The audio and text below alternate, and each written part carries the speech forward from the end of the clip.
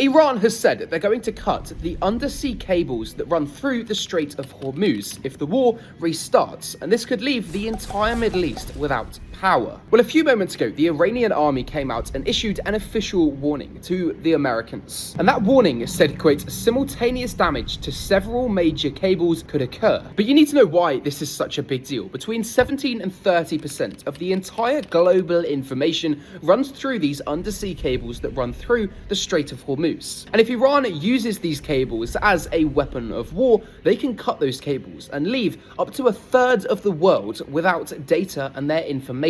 In other words, it would sever the entire internet connection around the world, which would cause vastly more damage than when Iran physically closed the Strait of Hormuz. The explicit warning that was said was, quote, simultaneous damage to several major cables, whether through accidents or deliberate action, could trigger severe outages across the Persian Gulf. Now, it's worth knowing that the war with Iran is likely to continue. Polymarket, a place where you can predict world events, predicts that there's only a 28% chance that the US and Iran will sign a permanent ceasefire deal by the end of next month. And so it makes it very unlikely. And so if the war does restart, then Iran might start to attack these undersea cables. And if they do, as they've threatened to, it's going to cause a global recession, to be honest with you. I don't really know how to put into words how big a deal this is. And so if it happens, I'm going to be the first one to keep you up to date, as usual, providing I have internet thanks to Iran.